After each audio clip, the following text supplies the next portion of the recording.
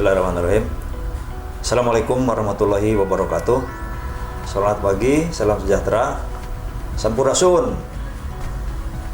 Para kabar priangan semua, kembali saya menemani Anda, menyapa Anda melalui platform digital channel YouTube Kabar Priangan dalam program Lintasan Berita Kabar Priangan yang kami ambil, kami rangkum dari pemberitaan-pemberitaan yang telah kami sajikan di dalam media cetak Kabar Priangan.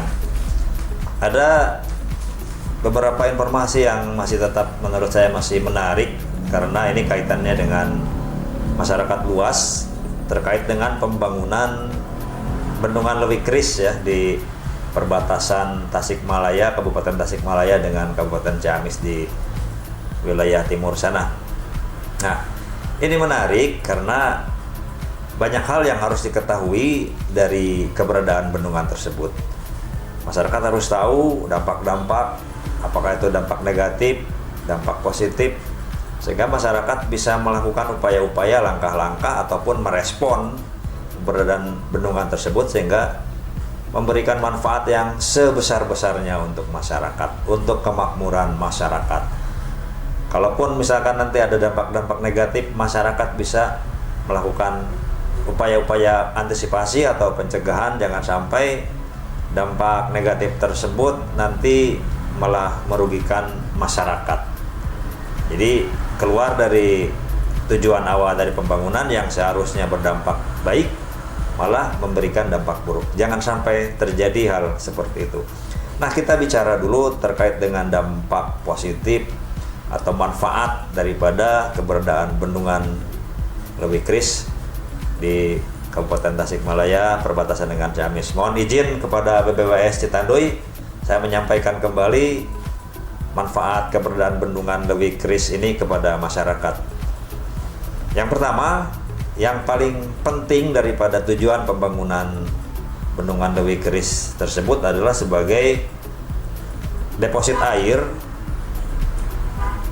menambah cadangan air pada satu bendungan untuk berkesinambungannya nanti pasokan air dialirkan melalui irigasi-irigasi yang akan menjangkau wilayah-wilayah pertanian di wilayah hilir bendungan.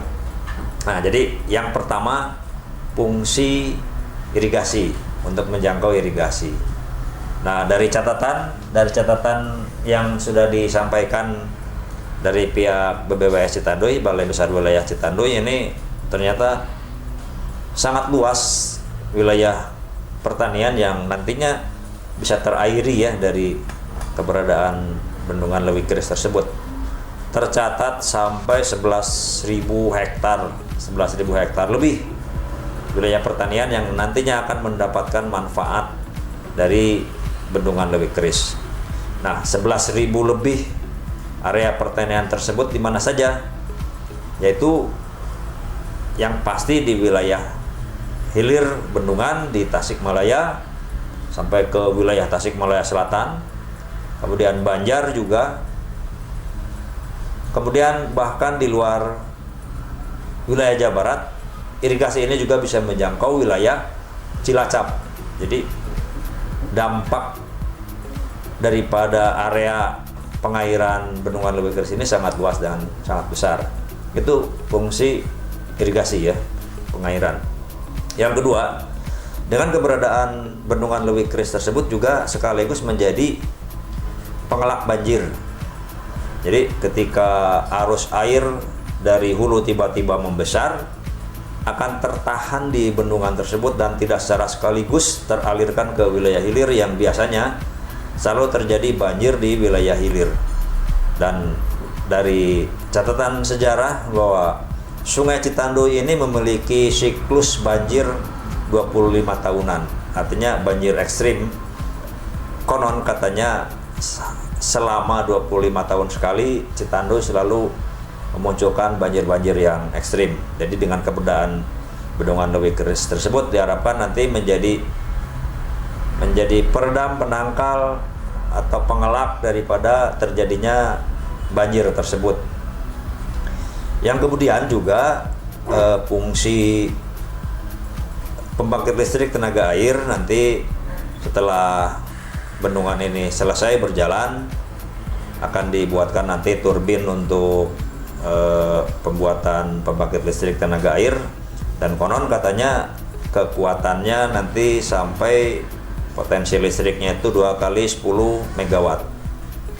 Jadi fungsi untuk pembangkit listrik. Yang berikutnya adalah fungsi pariwisata. Pariwisata ini sudah dipastikan keberadaan bendungan ini akan menarik perhatian banyak orang.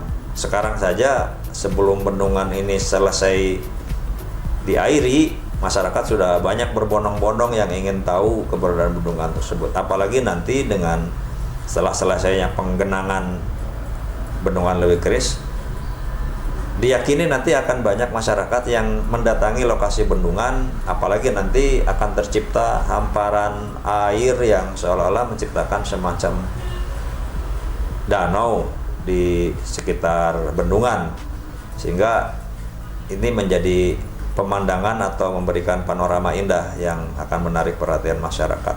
Nah, jenis-jenis wisata apa saja nanti selain wisata alam nanti akan saya uraikan lebih lanjut di sesi penjelasan berikutnya ya. Kali ini saya sampaikan dulu gambaran manfaat daripada keberadaan bendungan secara umum.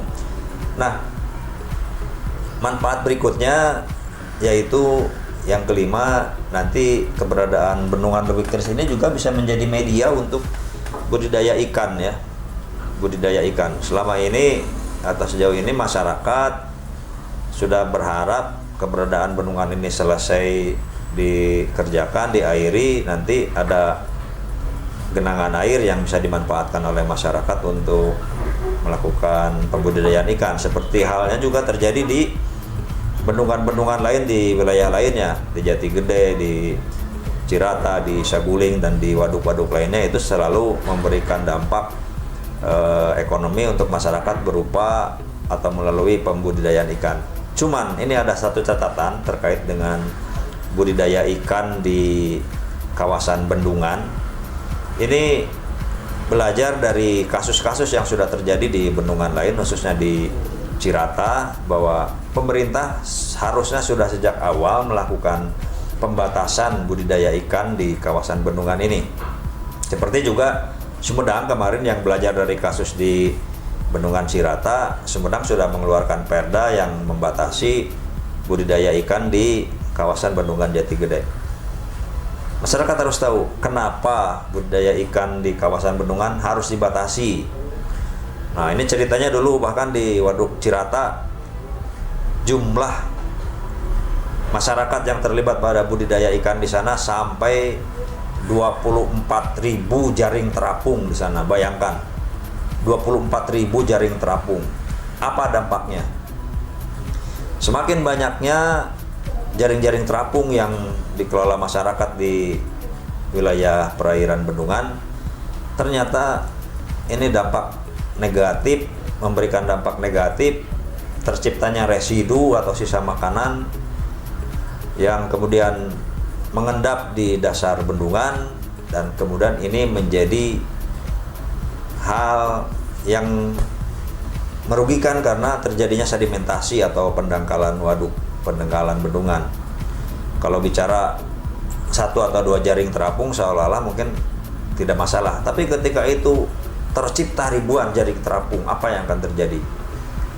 Residu pakan ikan terus-menerus tiap hari diproduksi, menciptakan sedimentasi yang membahayakan keberadaan bendungan dan mengurangi volume air di bendungan tersebut. Dan ada satu hal lagi yang berbahaya daripada residu pakan ikan tersebut. Ini menurut analisis pihak Dinas Pengelolaan Sumber Daya Air Jawa Barat, saya dapat informasi dari mereka bahwa residu pakan ikan tersebut mengandung bahan kimia yang bisa merusak konstruksi bendungan.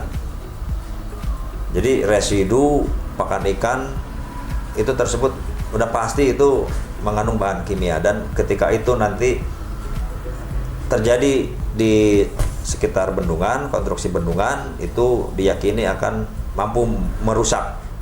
Jadi usia bendungan nanti yang seharusnya misalkan 100 tahun menjadi berkurang karena lebih mudah lapuk karena adanya reaksi dengan bahan kimia residu pakan ikan tersebut. Nah itu mungkin ini juga jadi semacam perbandingan atau bahan pemikiran, pertimbangan untuk Pemkab Tasikmalaya dan juga Pemkab Ciamis agar sejak dini melakukan upaya pembatasan melalui apakah itu Perda atau mungkin melalui peraturan desa yang terdekat untuk mengingatkan masyarakat tidak berbondong-bondong ramai-ramai melakukan upaya budidaya ikan di kawasan Bendungan Leuwi Keris nantinya karena dampak-dampak yang membahayakan tadi ya.